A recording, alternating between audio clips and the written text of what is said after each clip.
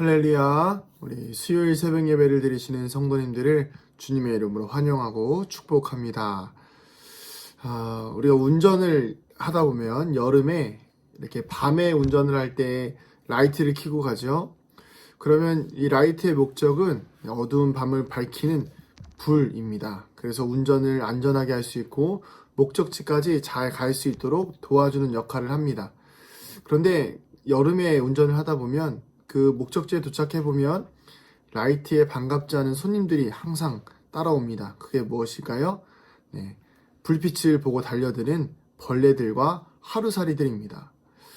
이 벌레들과 이 하루살이들은 불빛을 보고 달려들지만 사실은 그 불빛에 대한 어떤 목적도 의식도 없습니다. 그저 불나방처럼 달려드는 것이죠.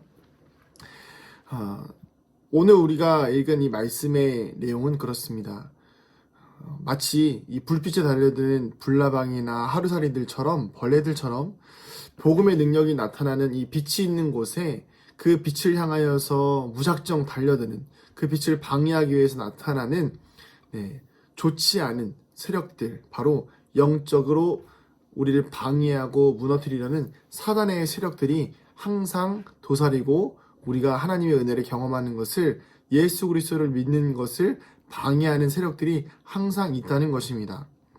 복음의 능력이 나타나는 곳에는 항상 영적인 방해가 있습니다.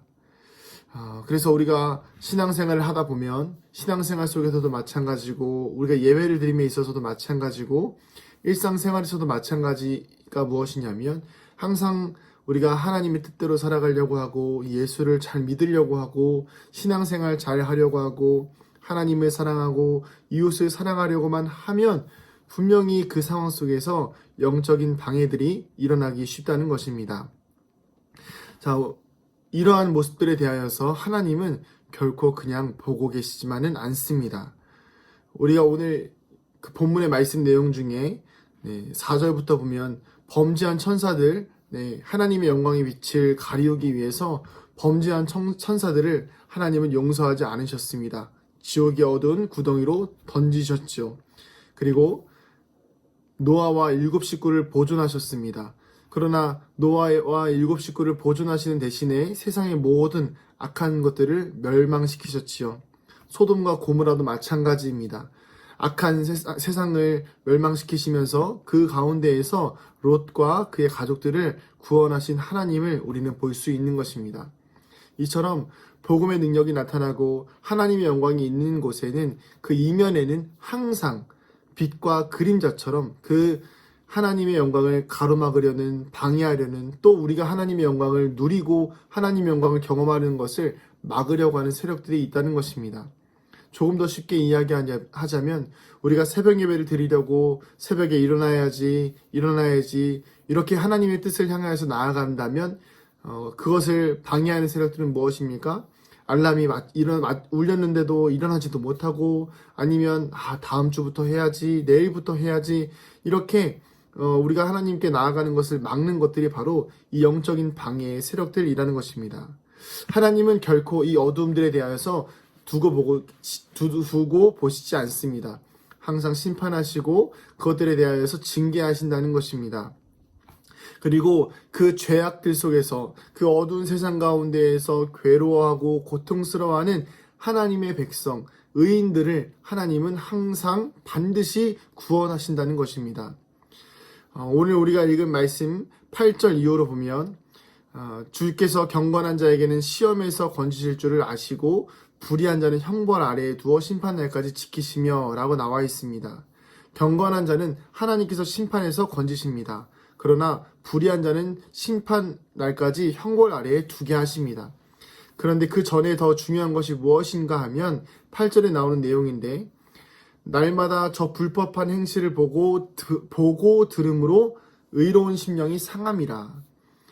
하나님의 백성들은요, 이 땅을 살아가면서 의로운 심령, 깨끗한 심령, 영적으로 맑고 항상 깨끗한 상황을 유지해야 하는데, 이 상태를 유지하지 못하는 이유가 무엇인가 하면 우리가 보고 듣는 것으로 인해서, 또 우리의 입으로 나가는 것들로 인해서 우리의 영혼이 상한다라는 것입니다. 아까도 말씀드렸죠. 복음의 능력이 나타나는 곳에는 항상 영적인 방해가 있습니다. 우리가 지금 말씀을 듣고 계시는, 같이 말씀을 보고 있는 이 유튜브라는 곳이 그렇죠.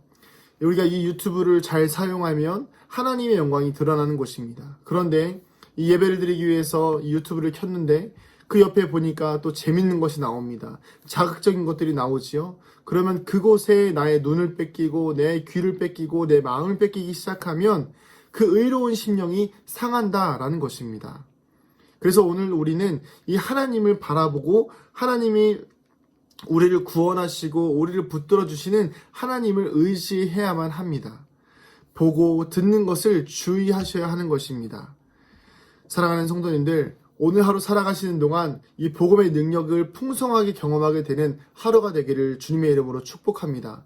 그러나 동시에 그 풍성한 만큼 방해와 공격도 여전히 많을 것입니다. 그러나 그 가운데에서 우리의 보고 듣는 것을 지킴으로 인하여서, 마음을 지킴으로 인하여서, 나의 눈을 지킴으로 인하여서, 나의 귀와 입을 지킴으로, 나의 행동을 지킴으로 인하여서 의로운 심령이 상하지 않고 하나님 앞에 온전히 올라가게 되기를 소망합니다. 그래서 우리가 주님 앞에 경건한 자의 삶으로 인하여서, 어제도 말씀을 나눴지만 그 경건의 표본이 바로 예수님 아니시겠습니까?